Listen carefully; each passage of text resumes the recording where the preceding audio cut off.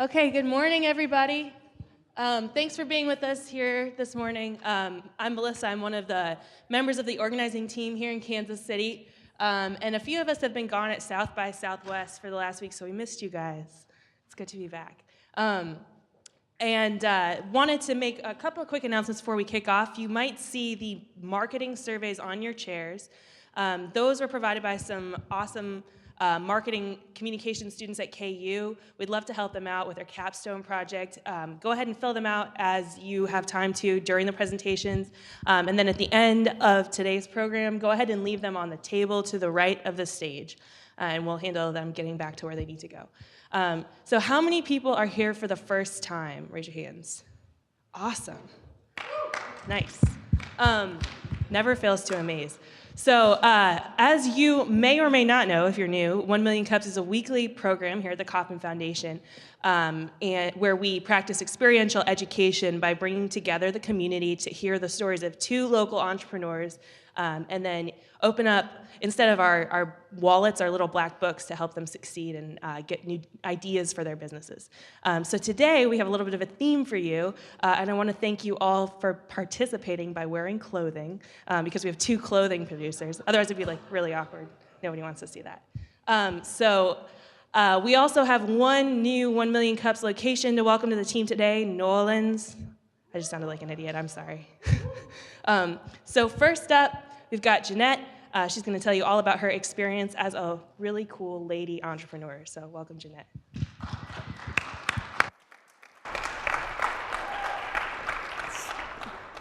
Thanks, guys. Well, hi, I'm Jeanette, and I'm the founder of Alvöru Clothing, and I also like to call myself the Chief Cooling Officer. So my journey started about 8 years ago when I had the pleasure of experiencing hot flashes and night sweats. Probably some of you can relate to that.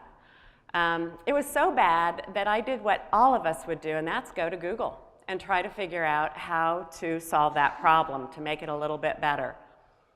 So I did a lot of research, and I found different clothing out there, most of it in wicking fabrics, and I tried some of it, and it worked pretty good, but it wasn't good enough for me. I'm kind of picky. So I took a Kauffman Fast Track class and started working on my business plan, and kind of had problems, especially when it comes to manufacturing clothing. I was not going to sit and sew for masses of people. And then a lot of life events got in the way, and about a year and a half ago, I was accepted into UMKC's Entrepreneurship Scholars Program. And that was an experience like, hard to explain, but it was great. And it's really what helped me bring Alvöru to market. So I'm going to make it really easy for you, Alvöru. It's very easy to pronounce, and it's actually an Icelandic word. And if you really want to hear it in the accent, just go to Google Translate. So what Alvöru is all about is really helping hot women become cooler. That's our premise. And the problem is women do experience body temperature fluctuations, and the options out there in clothing, whether it's day wear, sleepwear, loungewear, is very limited. And most of it is really athletic focused. You're going to find all of your fabric technologies typically in the athletic outdoor world. And for me, I think it looks pretty bad. It's matronly. There's not really very much femininity to it. The other thing that you really need to understand is the hot flash. This is how I describe it. Think about Old Faithful, inside your body, erupting. You have no idea when it's going to happen. You have no idea how long it's going to last, and you have no idea how strong it's going to be. So that's the best way, if you've never experienced a hot flash, to think about it. Now, really what it is it's a problem with the brain and estrogen. And so what happens is when estrogen diminishes, it's going to trigger the brain, and the brain is going to go tell the body, you need to get rid of this heat and do it fast. What happens? We sweat. We're all familiar with that. So my solution was to come up with clothing for women to deal with those body temperature fluctuations. I'm using a performance-based fabric that you'll see in athletics, in outdoor wear.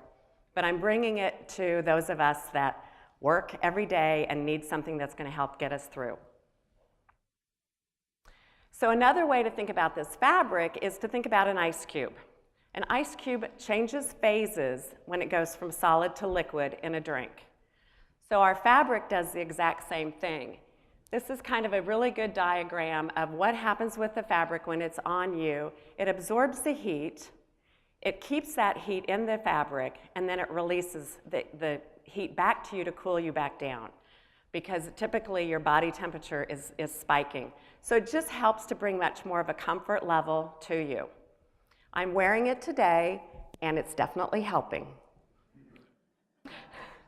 So my market size, really, I could say it's 109 million women in the United States, but I'm really focusing on a niche market of the women between the ages of 45 and 54 that do really experience hot flashes and night sweats.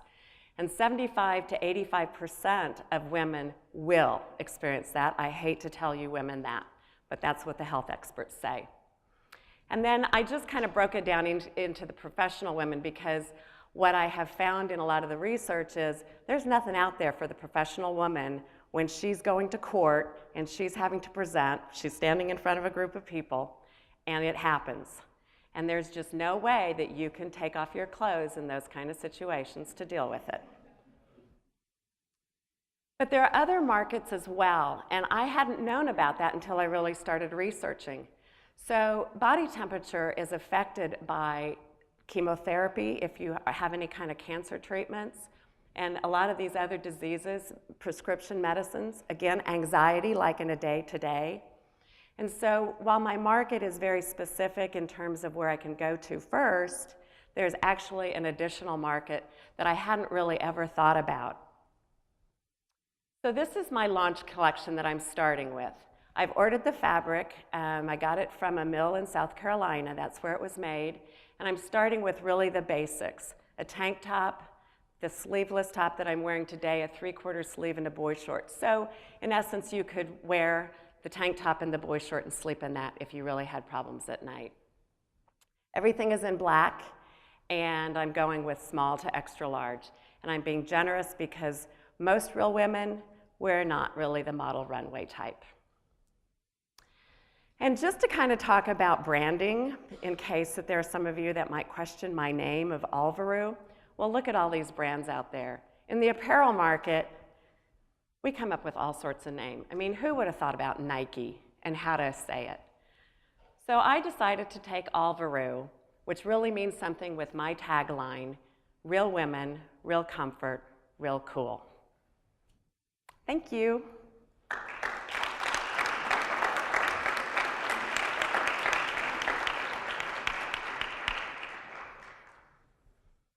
Questions for Jeanette?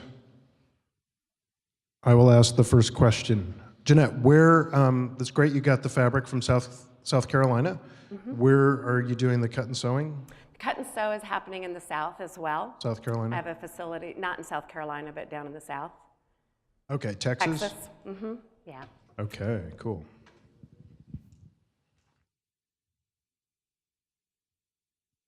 I would love it if there was something in Kansas City, trust me. I'm gonna run. Hi, are these are these clothing items available right now? They actually are. I just received a small shipment from the manufacturer Monday and was furiously packaging things up this last night. And then I will have, the rest of the shipment should be coming in the next week or two, and will be available online and then calling me directly. Thanks. Got a question right here in front. Are you on purpose going to keep your manufacturing in the United States, or if you become really large, are you going to take it over to Thailand, Vietnam, or whatever for cheaper cut and sew?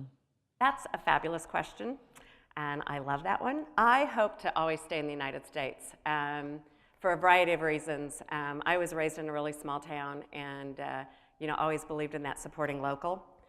And what's actually happening, there's several things. To go to China, for example, they require 2,000 dozen units to be made typically, which if you translate that to one style, one size, that's a lot, and I don't have that kind of money.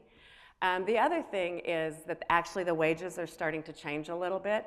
There have been so many problems in Indonesia, in Cambodia with fires, thousands of people that have been killed. So there's a lot happening now with bringing cut and sew back into the United States. New York is really working a lot on creating a new garment district, LA, and even some other areas. So I hope to stay in the US all the time. We have a question for you all the way in the back. Hi, Jeanette. Hi, Neil. Tell us about your marketing. Tell us how you're selling. Are you selling direct? Or are you selling through distributors? What are you doing? Right now, I'm selling direct, and I will do trade shows and different types of things. Part of my problem, and one of the things that I could definitely use help on, is finding that right market. Again, when you think about making clothing and how much you can have and how much you can afford to make, going to big box stores is not in my dream, really. So I might look at some consignment. I have a store that's interested in doing some consignment. Right now, I don't know if my price points would work to do a wholesale option as well, but that could change. I'm open to what might be the best way for my distribution. Jeanette, we got a question right here in front. Hi, Jeanette. Congratulations on getting so much of the work done. Thank you. So the tough part is over, and I guess one tough part is left. The client, what's the client acquisition strategy? Because the niche that you identified, the women, seems like would be a slightly tough one to market to or reach out directly to. So what's your strategy to get the 100th, 1000th, and hopefully 10,000th customer? Well, really a lot of it is hanging around women. The beauty of women, in case you didn't know, is we like to talk. And so when someone all of a sudden is having a hot flash or they talk about it, how they didn't sleep at night, I'm hoping that women in this audience, men as well, will go, there's actually clothing out there. I'm involved in the Central Exchange, and so there's that. And then my website is up, so hoping to build traffic that way, Facebook, and all the others. It's hard, I give you that. And if I could get into a few little niche shops here in Kansas City to then be able to grow, that would be fabulous. We have a question here in the middle. I actually have two questions. The first one is price point of your products, and the second one is, if you mentioned it, I didn't hear, what is the material made of? The price point from the boy short to the 3/4 sleeve, it goes from $31 to $81. And then the material that I'm starting with is a Supima cotton, a viscose, and then some spandex, so it has some stretch in it. The company that I'm licensed with for the fabric technology, they actually started in NASA, and that's where this technology came from, was the space industry. And they have a variety of different fabric technologies that I could morph into, which I would hope to. Got a question to your left. Hi, have you considered marketing to internists and gynecologists? Definitely. I had a brief conversation with my gynecologist when I was there and would love any help in that. I have had the privilege of meeting with Missy's Boutique at KU Cancer Center, which is a great opportunity. But really getting into that healthcare market would be fabulous. Thank you. Oh, got a question on Twitter? Oh, no, sorry, it's just me this time. So, Jeanette, I think a lot of people, when they're raising money for their companies, sometimes can feel compelled to pursue crowdfunding as a part of that process, even when they have a product and they could just start making sales. So I know you had a really interesting experience with that decision. Can you talk a little bit about that and kind of why you felt compelled to crowdfund when you can just start selling a product? Right. Crowdfunding, I heard all of the horror stories back and forth on it. This is a costly endeavor, and right now I'm self-funding. I did look at doing Kickstarter and had my campaign all ready to be declined, actually. I challenge you all to go to Kickstarter and look at their guidelines. They told me because I'm doing a health product and it has a health claim that they were declining me. I appealed, they still declined me. And now while I would love to do something possibly like a crowdfunding, I don't have the time to devote to that campaign when I now have product and I need to be selling. We have a question here in the center. Hi, Jeanette. Hi. Are you going to get some other colors eventually? Yes, but Good. colors means money. Right. So I have to start off, in my order of fabric, I had to order 1,200 yards of fabric of one color. Wow. So that's my minimum order of fabric. And to do colors, I would have to order 1,600 yards, and then I could get 2 colors. The other question is, I know you said you want to stick with women, older women, but I see this a lot in the sports market, even if it's marketed towards older women who do sports, like me. So, and then there's a trend now in cycling to have performance clothing that looks like regular street clothing. So I thought that might be a good Excellent thing idea. for you to look into. I would love to look at, you know, yoga pants, I mean, all those kinds of things. Again, it's a matter of time and money. Yeah, that could be down the road, but I just wanted to bring it up. Yes, thank you. I have a question for you, and I know that you're limited with obviously money in different lines, but to include everyone in the room, I think sometimes I'm a hot sleeper, and so obviously doing some type of bedding could be really beneficial too. Well, thank you for asking that question. I actually do have bedding available. I haven't manufactured it, but the company that I licensed the fabric technology from already has a line of bedding. So if you go to my website, alvöruclothing.com, mattress pad sheets, comforter, pillow covers, pillowcases, blankets. So I got you covered. We have a question over here to your right. Jeanette, real quick, your fabric licensor, do you have an exclusive with them? And if not, what's your protection from Nike coming in and taking exactly what you're doing? Well, Nike's already using this fabric technology, actually. They use it in some of their shoes. There's no exclusivity to it. It's a matter of what I have seen, and I actually talked to someone that worked in the big company world, and doing something like this, her comment was a lot of those big companies wait for the small people to try it out before they risk having to tell their shareholders it didn't work. So Nike could definitely do it if they wanted to move into that focus of what I'm doing. Jeanette, we got a question right in front. Did you figure out that it would take a huge amount of bucks or backing to get into the big, like, fashion world where you would be, like they do in New York, where you get exposure, somebody sees your line and either offers you huge money to buy it from you or to back you, like, let's say a Calvin Klein or a Philip Lim or whatever, and then the big stores see their line and then take it on in, Macy's, Dillard's, whatever. Does that take just tons amount of money and knowing tons of people to be able to do that? Is that what that is? That's the easy answer. Yeah, Yes. okay. That's what I thought. Yes. And the big stores, they actually dictate price. So if something didn't sell in a certain amount of time, they start giving the sales, but it comes out of my pocket.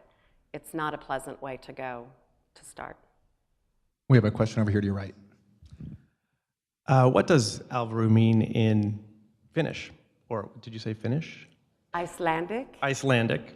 What does what? What does it mean? It means real. Real, I'm sorry. I didn't hear that, sorry. Yeah. It means real. Really fun coming up with a name. We have a question over here. Hi, Jeanette. Hi. I'm kind of having a hot flash right now. Do you have something up there? I have something over there, and I have something in my suitcase for you. Okay, great. No, but just to piggyback on the question from a minute ago, are you aware that Fashion Week is here in Kansas City this coming weekend? If there's some opportunity for you to, I know they're always looking for sponsors and exhibitors to exhibit there. I was not aware of that. I mean, I know that there is a fashion week in the Crossroads, but I was not aware it was this week. Yes, it's this weekend, so you need to get on it. In my spare time. Well, that was one of the suggestions I was going to make, as you know, like you said, women like to talk, women like to get together in groups. So I was wondering if you were targeting things like that Fashion Week, or when they have Women Health Weeks, or even if you have a small little group, you could have little women groups at houses. I know you probably don't want to be like Mary Kay or something like that, but I'm still saying if you do those small settings, you could at least get your word out like that. Have some coffee and girls get together and have girl talk. Right. And also get it out in the community. That's one of the distribution. I mean, the distribution part is still one of my things that I'm trying to figure out what makes the most sense. Some of the mentors at the UMKC program said that whole party plan idea could work. With party plan idea, I would have to have a lot of inventory. I would have to have a lot of variety. And so, but doing my own little home shows, trunk shows, that's definitely something that I would consider. Hey, Jeanette, we have a question from Mindy on the live stream. She says, great product, sweat and body odor are often co-problems, and many of the athletic fabrics tend to smell more than fabrics such as cotton. How does your clothing deal with the odor issue? Well, you know, it is like everything. I mean, if you sweat a lot, you can't solve that, but it has wicking capability as well in it, and it's a cotton and a viscose, so it doesn't have as much that whole polyester idea. A lot of times the polyester is what just traps the heat in you. This doesn't really trap it because it's absorbing it and storing it. I don't find when I'm wearing it and when I'm experiencing all of my joys that, you know, that really has been a huge problem, but it's wash and wear. We have a question in the back. You mentioned earlier there's some other products like the sheets that the gentleman asked over there. Have you considered actually becoming more of a consolidator of other related products, and yours just becomes one in the mix, and therefore you become the expert in this category? I would love to do that. I mean, I have looked at other products, especially that deal with that women, you know, having our hot flashes and stuff, and a lot of it again comes to time and money and trying to figure out how to do that. But if you've got ideas, I would love it, because I mean, I have the store online, so adding additional products would be easy, they say.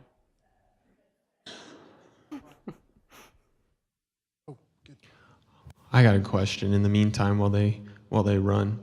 Can you talk about your entrepreneurial journey? Is this your first venture?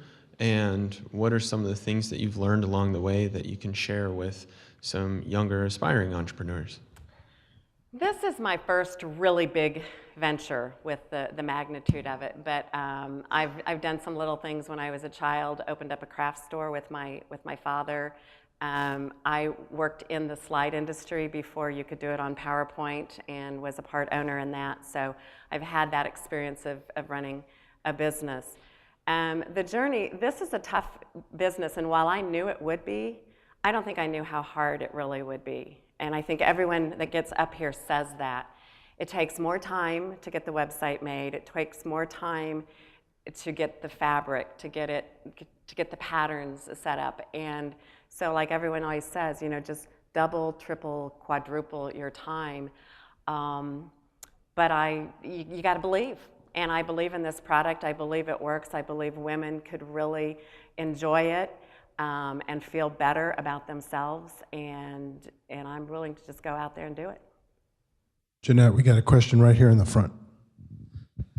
In regards to expanding your market, you've mentioned looking at athletic and sportswear. Have you thought of possibly maybe tying it into possibly a like cancer awareness? Like I know breast cancer awareness is huge, and then that would be able to expand you to that second color, maybe get more yards, and maybe tying it into some type of actual foundation along those lines for a benefit? Definitely. I intend to use some of my proceeds to go towards breast cancer. My mother did pass away from stage 4 breast cancer within 3 months of the diagnosis, and so it's very near and dear to my heart. And working with Missy's Boutique, met with Sharon Payne that started Art Bra, and possibly getting onto the Art Bra website to sell. So that's definitely in the mix, and it just takes some time. And while we all should know that breast cancer is very serious, it's actually not the #1 killer, just in case you didn't realize that. The #1 killer in women is actually heart disease. But my cause will be breast cancer and trying to figure out ways to tie in to those different things. Jeanette, we have a question in the middle.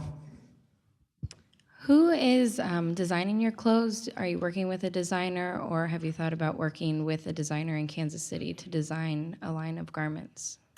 I'm working with a company in Lee Summit, KTS1, that has been helping me take my ideas of what I would like to see and turn that into the patterns. So far, because as you could see, it's pretty basic. It doesn't take a lot to figure out a tank top. They kind of all work the same. But if I go into other things, finding someone that really has good design skills, I can look at what I like and I can ask women what they like and what they're comfortable with. But having a true designer that knows women's fashions could be great, and I would love that in Kansas City. We have a question all the way in the back. I wanted to turn you on to a resource, since you are, I did hear you say you are manufacturing in the US, right? Yes. So in New York is a group called Makers Row that is focusing on products made in the USA. If you're shaking your head, so I'm guessing you're aware of it. Yes. It would be a good resource for you. And again, to echo the importance of the Fashion Week, it's a great way to tap into the market, especially for the drive for the local scene these days. Right. Made in the USA still has a really great impact, and that would be a good resource for you as well. Yes, thank you. And actually, I think Made in the USA is definitely coming back. I mean, I'm seeing it when I read a lot of different things, and when I read like Women's Wear Daily. It's a big push to bring it back. We have one last question here in the back. Hi, Jeanette. Hi. It's more of a comment.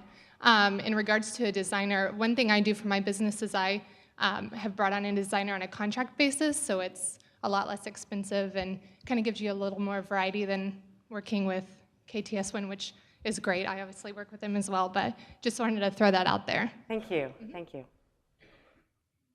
Great job, Jeanette. Congratulations. Thank you.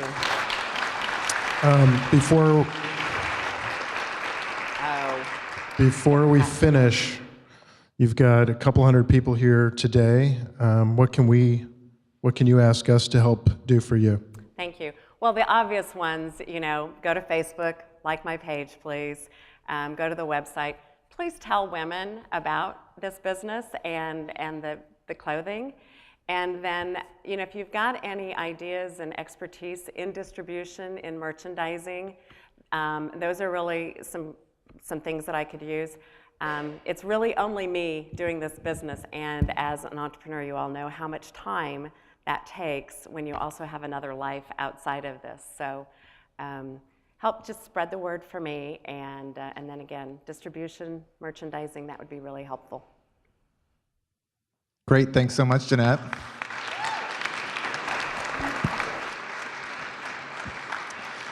We have a few announcements before our next presenter comes up. The first announcement is from Mr. Jeff Shackelford. Hey, good morning. Jeff Shackelford. I run the Digital Sandbox here in Kansas City, and I wanted to throw out and make sure everybody was aware of an opportunity. We are offering scholarships into the Kauffman Fast Track Tech Venture course. That'll be starting here April 1st, and that's not an April Fool's joke. It's an intense 8-week course, meets every Tuesday, 4 to 7 here, hosted by our friends at Kauffman, and facilitated by UMKC's Small Business Technology Development Center, SBTDC. Great program. We've done this once before. We've had a lot of folks get through that, then get to come to the sandbox, help them get some prototypes started, get them in business, and really a proven track record. Go to digitalsandboxkc.com. You'll scroll down, and you'll see events. There's a link there for more information and how to apply for those. I will warn you, they go really, really quickly. The course normally runs $795 to attend. We'll fund all of it with the exception of $75. So for $75, you can get into a terrific course and get moving down the line to getting your business commercialized. Thanks, Jeff. We have another one.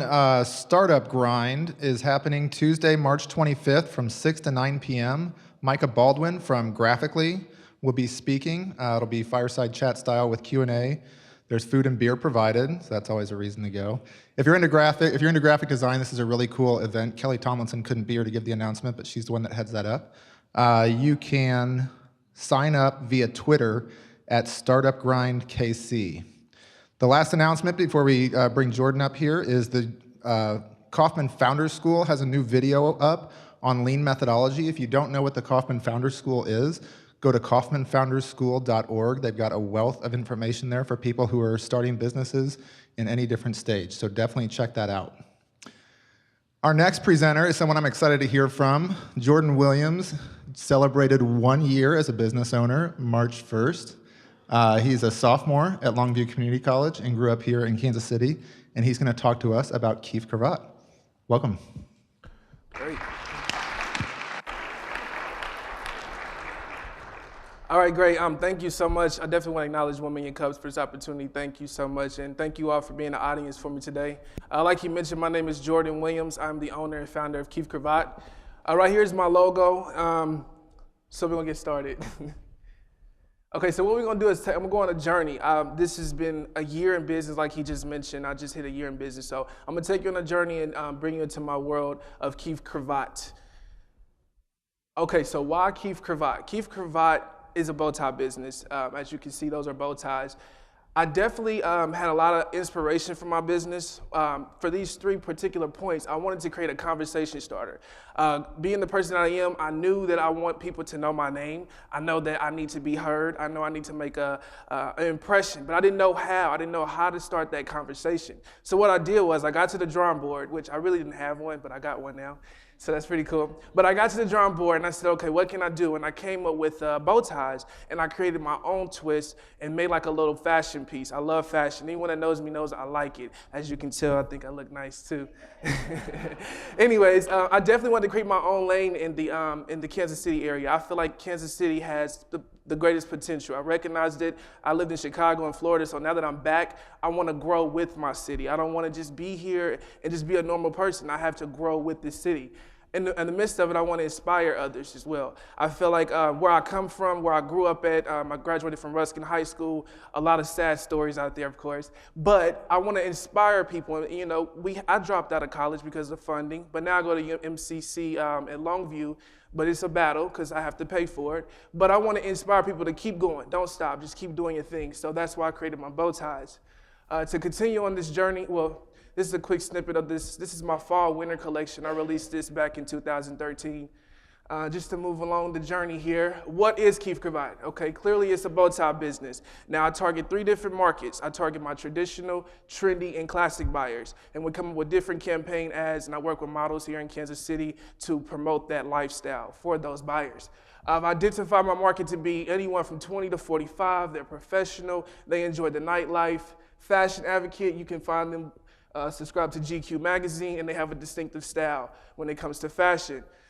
Keefe Cravat, it actually has a meaning that reflects my character. It means noble neckwear in the French language, but Keefe actually means noble, gentle, lovable, and handsome, and those are reflections of my character.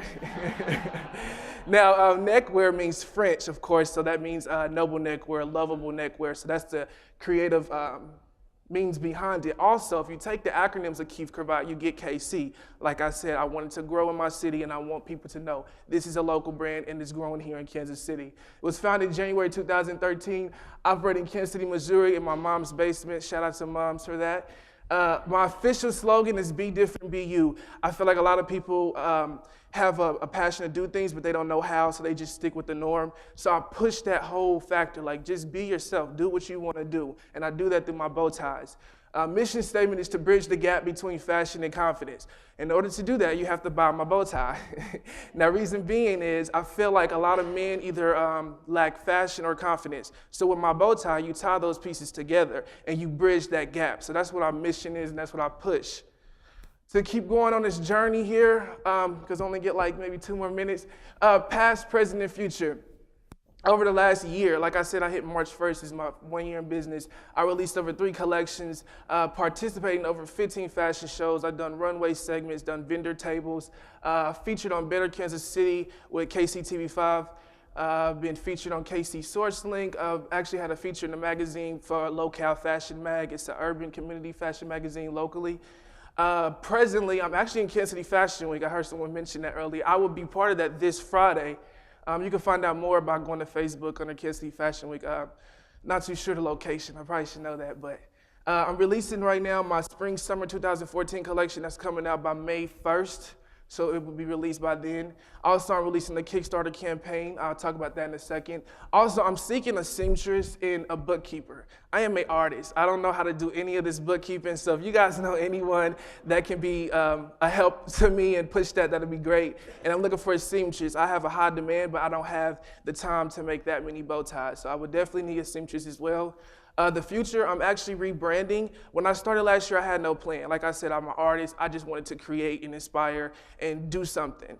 But now that I get it, you gotta be a marketing, you gotta have a plan. I definitely rebranding. I wanna focus just on men. And like I said earlier, I wanna target those markets and hit them strategically.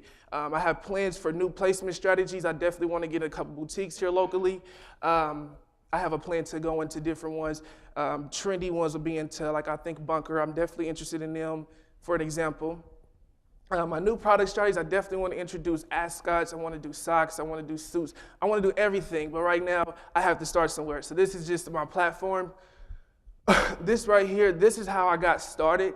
I used to take neckties and I turned them into bow ties because I couldn't afford fabric, but now I have a little money.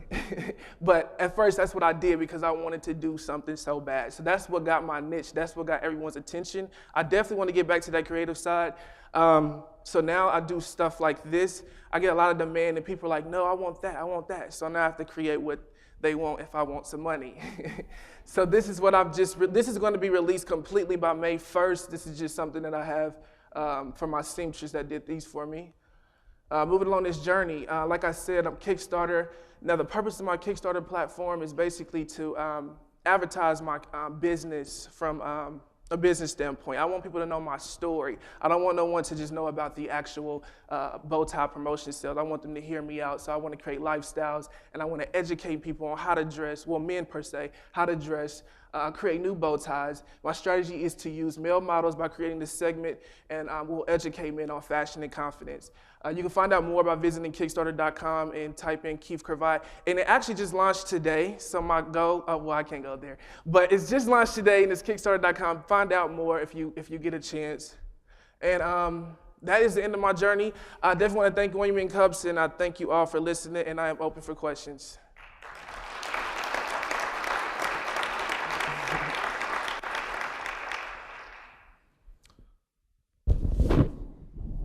Questions? Okay, we got one in the middle here. I'm sorry, I didn't catch what you said about rebranding. Can you explain that? Yeah, well, over the last year, I really didn't have a plan, but now I have a strategic plan in place, and I'm trying to put it to action.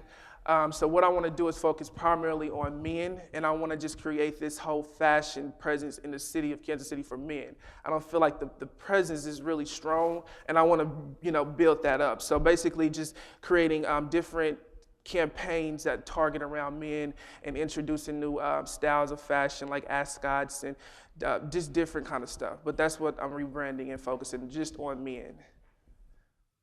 Jordan, we have a question up here in the front. So your first point is some advice that you asked for. I work for H&R Block, right? And we're a big taxing firm. So if you're looking for bookkeeping and, as a young startup, I might suggest that look into some of the technology platforms out there. I'm not supposed to say the name, but Intuit makes some software, and obviously our company does too. So if you're just starting off and cash flow is tight, I would definitely recommend looking into some of these software solutions because they're much cheaper than actually hiring a full-time bookkeeper if your needs are not very extensive. So that's just one point. Second question is similar to the one I'd asked earlier. This is a really cool concept. I can see myself buying a product like this. My two key questions are, what is differentiating your product from the hundreds of bow ties out there. If you go on eBay and search bow tie, that you get everything from $1 bow tie to $500 bow tie. So what's the key differentiator? And second question is, what is the client acquisition strategy? What was that last question? What's the client acquisition strategy? So like, how would you reach out to me, or how would you get to your 100th and 1000th client? Okay, great. The first question, repeat the first question, I'm sorry. What's the key differentiator? Okay, yeah, so the way I differentiate my product is by targeting those 3 different markets that I mentioned. So traditional, classic, and trendy. My classic buyers, they have more money. They like the timeless look. So of course, I price those up higher. And then I have the trendy, which is someone that's a college student like myself, maybe 20, 28, still trying to find themselves. So the price point is a little cheaper. My traditional, someone that works 9 to 5, so they can just afford maybe like a $30 bow tie. But my price point range from anywhere from $21.99 up to $39.99. That's now. Eventually, I want to become exclusive and up my prices. But definitely to your other question, my strategic plan for distributing the products or getting it to everyone is through my online store. And I definitely have an online store, but I definitely want to get into the boutiques that I mentioned earlier. I've sat down and talked with them. Only thing is that I have a problem with, if I go into a store, I don't want to just be in the store. I don't want to just have like a little section of bow ties. I want you to walk into that store and you say, wow, that's Keefe Cravat. You know what I mean? I want to set myself apart. In order to do that, it's going to cost me some funding, and I don't have those funds. But I have a strategic plan to be in those different stores and differentiate them by trendy. Well, I can just tell you, trendy stores that I'm interested in: Bunker, Imagery on the Westport. I'm definitely want to get them my traditional, and then my classic is at Savar Boutique. It's a women's boutique, and I feel like if a woman goes in there, she can find something to compliment her man with her dress or whatever. So that's how I would do it. Thank you. That was a great question, too. Got a question to your left here. I think that you might be using rebranding differently, because I feel like your brand is incredibly strong. And what I'm picking up is that you are building your product line. You're expanding your product line rather than rebranding. Because unless you're going to change this brand logo from Keefe Cravat, because it's a great look. Thank you. I think that one place where you can really get your name known in the city is on First Fridays. I am sure there's a gallery or a boutique down in the Crossroads that would be delighted to have you set up there. And that's a great market for your product. Thank you. I'm definitely interested in First Friday. The only thing is, it comes so fast, it seems like, and I always forget. And I'm like, it's First Friday. That's my only issue. But I need to plan ahead for that. That's definitely on my activity plan that I have in store. But to piggyback on that, just so everyone can be clear, when I first started out, like I said, I have a plan. I was just pushing the fact that I want women in bow ties, I want kids in bow ties, I want men's in bow ties. So that's what I created. I was creating campaigns, and I created collections that was targeted to women, men, and children. So when I say rebranding, I want to just focus just on men, because from the market that I build, they know that I target women. I have women models that I had to let go. And so when I say rebranding, that's what I'm really focusing on, just men. So I don't know if I'm talking about more of a marketing or more of a advertisement. But just as far as advertising, I just want to focus on men and no more children and women. Nothing against children and women. It's a cost effective. Jordan, we got a question here in the center. The First Friday issue, maybe somebody here can email you on the last Friday to let you know, give you a heads up. That'd be great. That'd be great. All right, here's your question. Good morning, Jordan. Very nice young man. I'm the mother of 2 young men, and they are 12 and 15, and so they're learning their style, and they're trying to find opportunities to express themselves, and I want them to do that without their pants hanging down and those kinds of things. Right.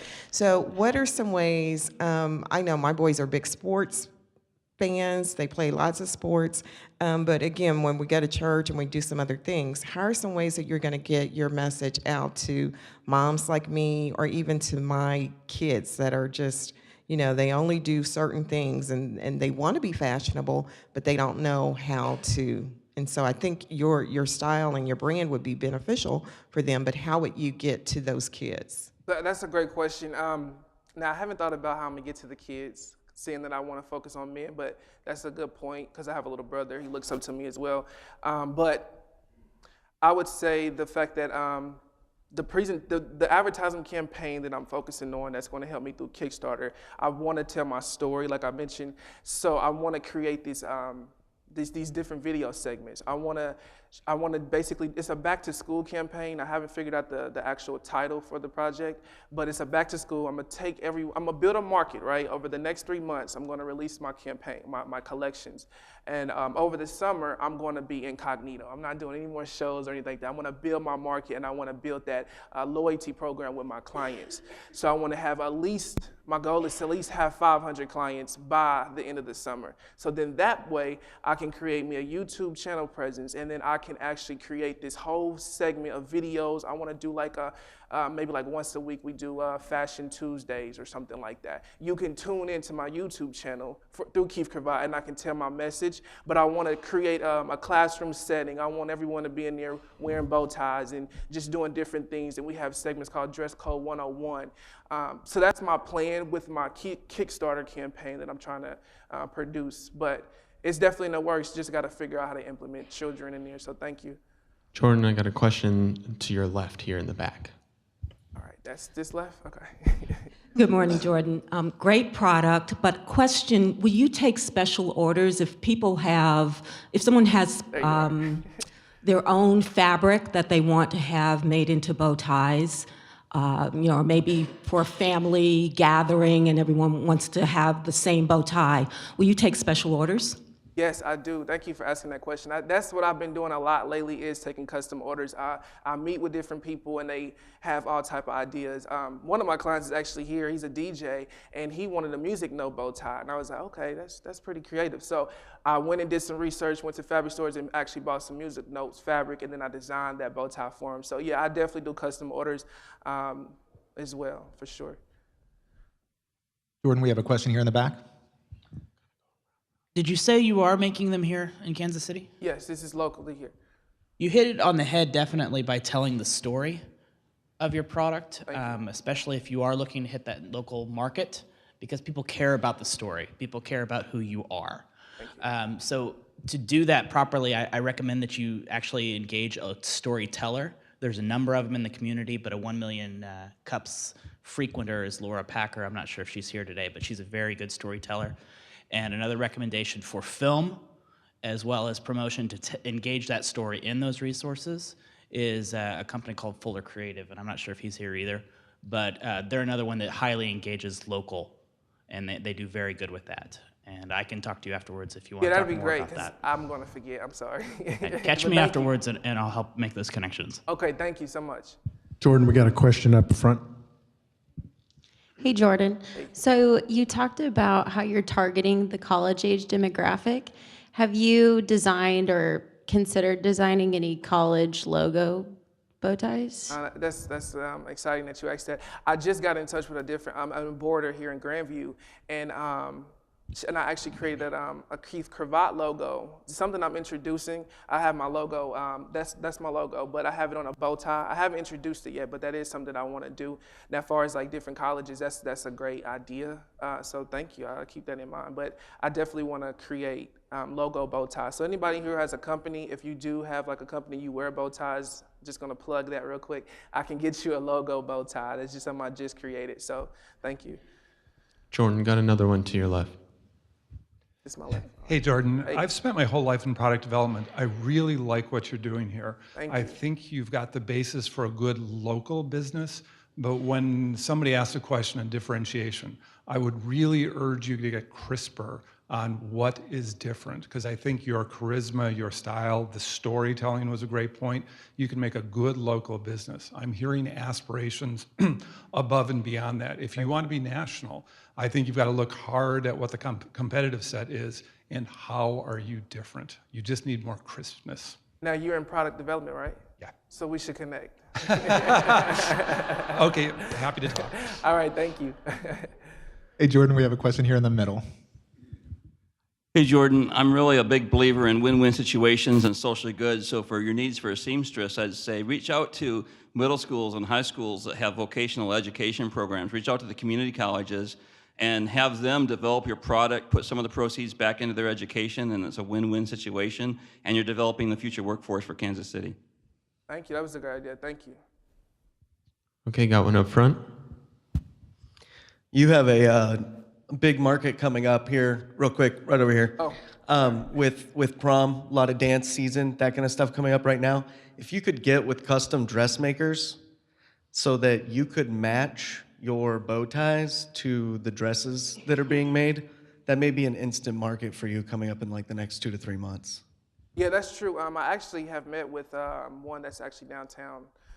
I forgot the name of it, sorry. But only thing is, it's me. I do everything as far as my business goes. I do have different people to delegate different things for me, but as far as like manufacturing, distribution, designing, sewing, I'm involved in all of it. So if I was to do that, it's just a lot of more work.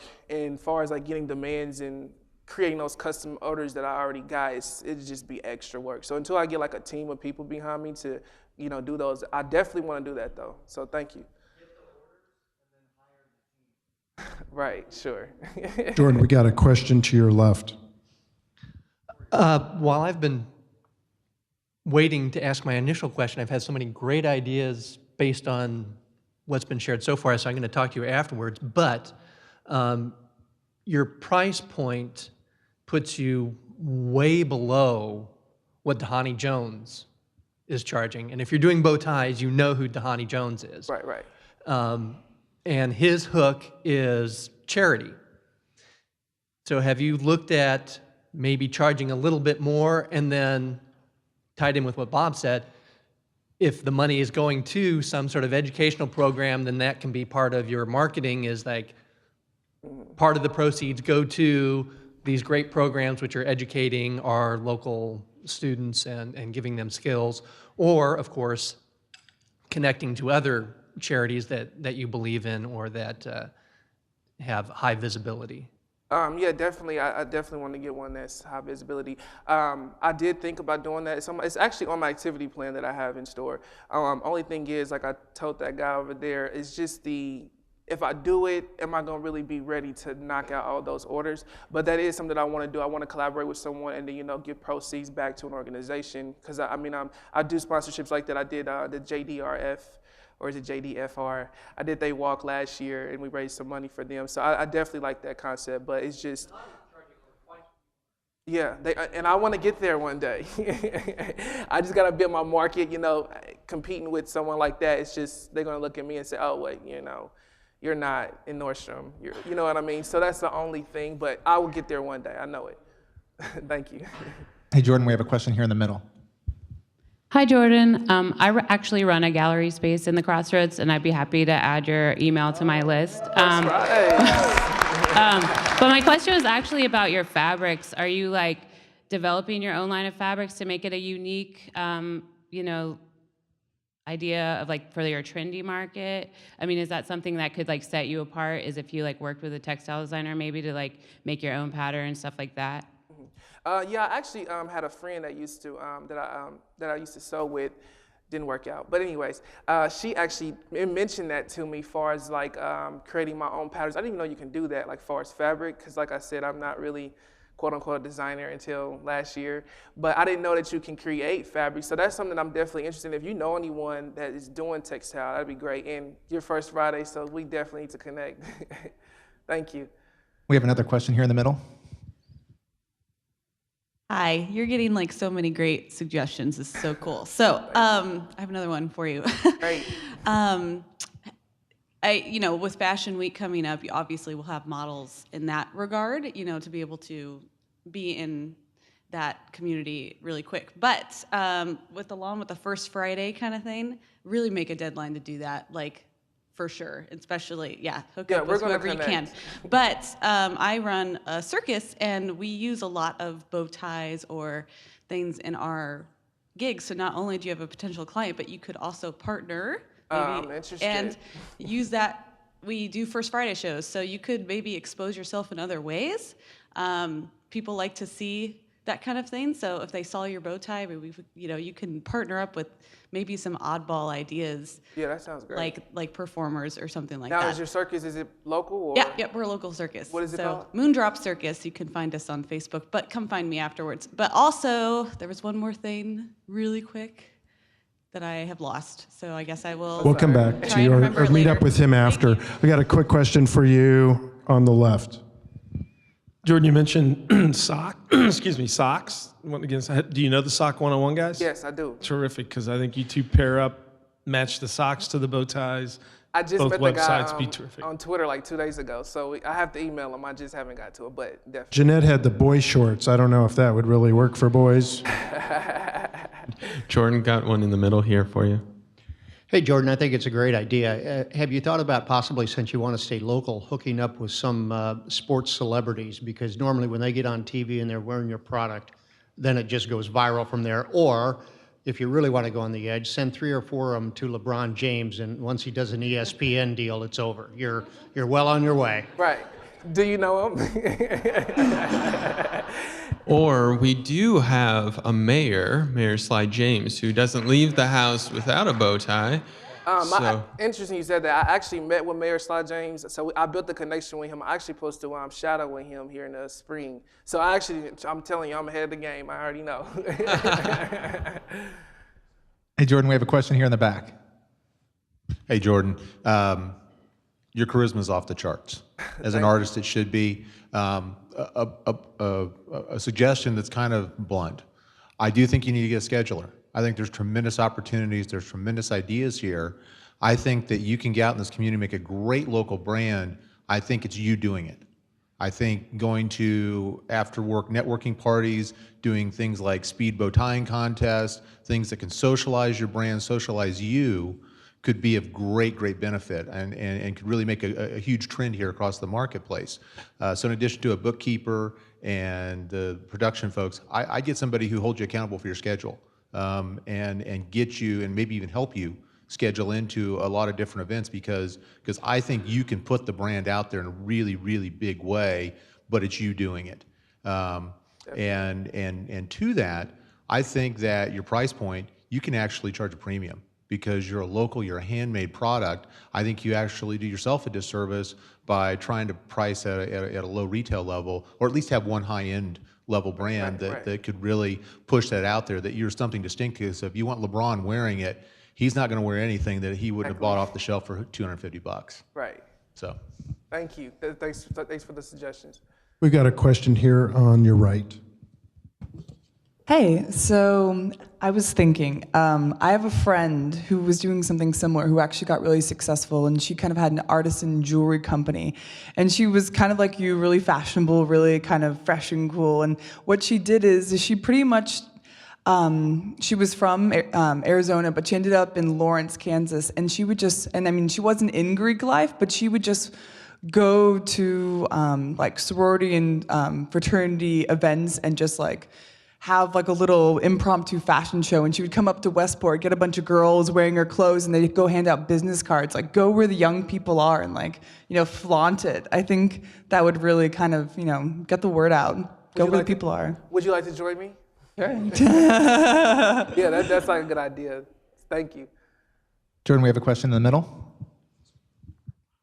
Have you considered adding a membership element to where for an annual fee or a monthly fee, people get a bow tie sent to them once a month or once a quarter or something like that?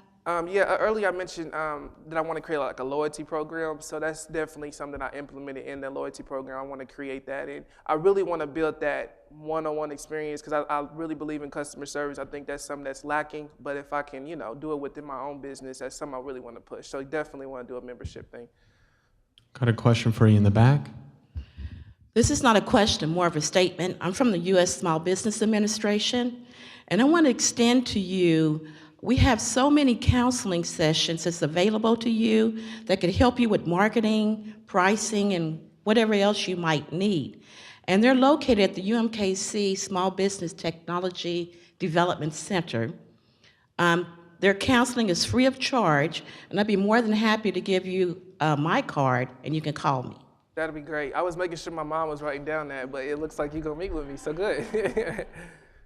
Jordan, great job presenting. Great job with questions. You obviously have a community that has fallen in love with you really fast and is behind you. So if you had one thing to ask of how we can support you, what can we do today? It's many ways you can support me. But really in particular, if you guys can really check out my Kickstarter account, if you just go to Kickstarter.com and look it up, you can just find out a lot more about my business, and that'll be great. It just increases my brand awareness. And like I said, a seamstress, a bookkeeper, and the production development with the street teams and all that. I just really need a lot of help. So if you guys know anyone that I can connect with, I'm really charismatic, so just do it. Thank you guys, thank you. Hey, Jordan. Before we let you go, your email's not on this slide, and there's a lot of people here that want to email and follow up with you, hold you accountable, and offer you opportunities. It's Keefe Cravat, just like that, at gmail.com. I haven't, mastered the Keefe Cravat at.com yet, but one day. So Keefe Cravat at Gmail. So it's KeeFeCravat. All right, thank you. All right, thank you. We'll see you all next week.